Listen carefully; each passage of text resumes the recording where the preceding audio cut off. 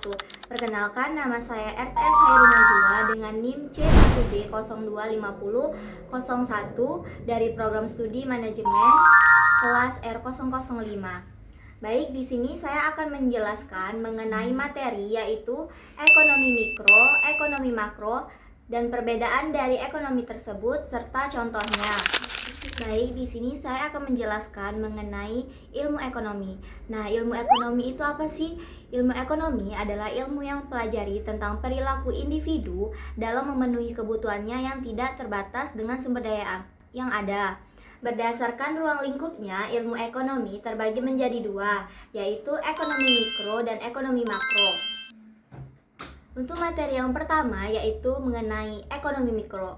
Apa sih itu ekonomi mikro? Jadi ekonomi mikro adalah cabang ilmu yang mempelajari perilaku individu, rumah tangga, dan perusahaan dalam mengambil keputusan terkait alokasi sumber daya yang terbatas.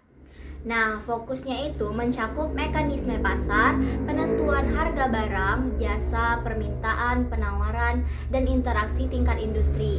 Ekonomi mikro berfokus pada perilaku agen ekonomi individu. Nah, analisisnya ini berpusat pada bagaimana sih keputusan dibuat berdasarkan sumber daya. Sumber daya tersebut seperti uang, waktu, dan tenaga. Selanjutnya yaitu ruang lingkup ekonomi mikro. Di dalamnya ada teori harga, yaitu menjelaskan harga barang dan jasa berdasarkan permintaan dan penawaran. Nah, bagaimana permintaan pembeli dan penawaran penjual bertemu untuk membentuk harga sebuah barang. Selanjutnya yaitu ada perilaku konsumen, di mana yaitu isinya tentang analisis preferensi, teori nilai guna, dan permintaan individu. Nah, mengapa sih seseorang itu memilih merek A dibanding merek B dengan anggaran tertentu?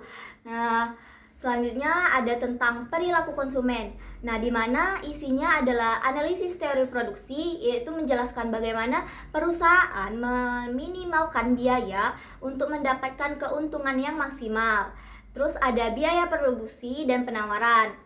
Nah, selanjutnya yaitu struktur pasar. Struktur pasar ini ada pasar persaingan sempurna, monopoli, oligopoli, dan persaingan monopolistik. Dan yang terakhir yaitu elastisitas.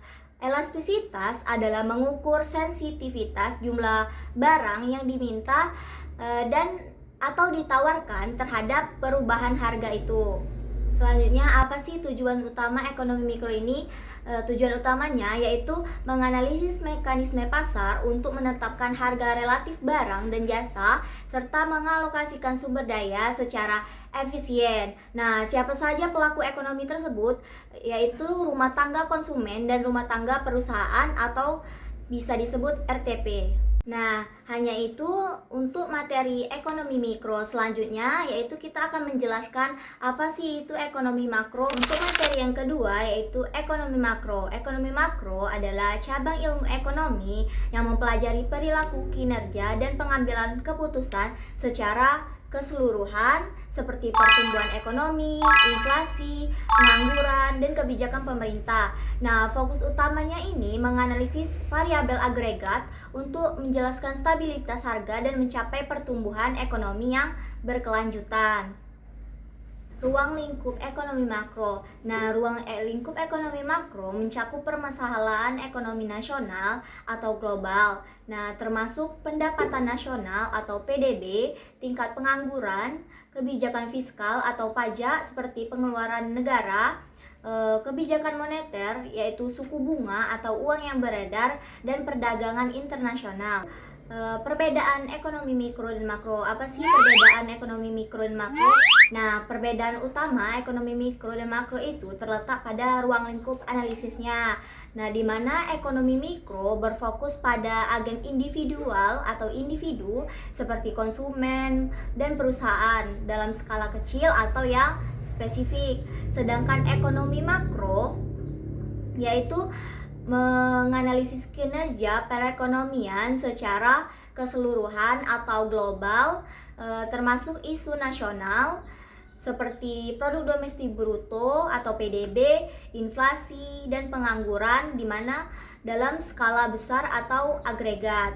Nah, yang terakhir yaitu contoh dari ekonomi mikro sendiri. Di sini saya akan menjelaskan contoh, yaitu di mana ketika harga cabai naik, ibu-ibu akan beli lebih sedikit cabai dan pedagang akan menurunkan stok cabai, dan menjelaskan bagaimana sih dari sisi konsumen atau ibu-ibu tersebut. Nah, ketika harga cabai naik secara spesifik, misalnya dari 40.000 menjadi 100.000, ibu-ibu tersebut akan bertindak rasional. Mereka mengurangi pembelian atau mencari substitusi atau pengganti seperti membeli cabai kering atau bumbu instan. Nah, dari pernyataan tersebut itu disebut teori permintaan.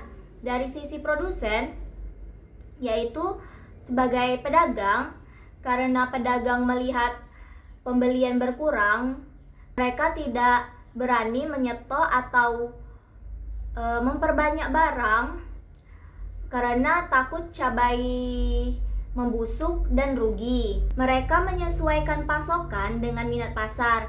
Nah, di sini itu disebut teori penawaran, di mana intinya ekonomi mikro ini tuh membahas aksi dan reaksi antara penjual dan pembeli pada suatu barang tertentu.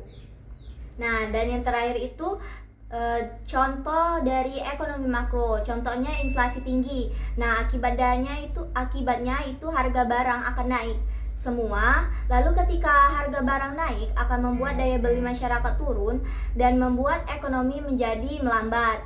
Nah, dari kasus tersebut, kenaikan harga serentak.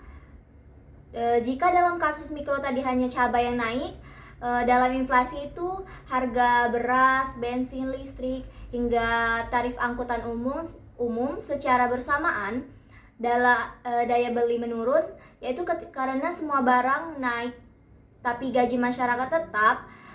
Uang 100.000 yang dulunya dapat satu keranjang belanjaan sekarang hanya dapat setengahnya. Nah, rakyat menjadi lebih miskin secara real meskipun jumlah uang di dompetnya sama. Terus itu ada di dalamnya ekonomi melambat. Saat daya beli turun, pabrik-pabrik tidak menjual barang karena tidak laku. Nah, pabrik mengurangi produksi, berhenti merekrut karyawan, atau bahkan ada yang di PHK. Akibatnya, pertumbuhan ekonomi negara tersebut menurun atau melambat. Nah, intinya ekonomi makro ini tuh membahas efek domino yang mempengaruhi nasib jutaan orang dan stabilitas negara. Baik, hanya itu materi yang dapat saya paparkan, lebih dan kurangnya mohon maaf.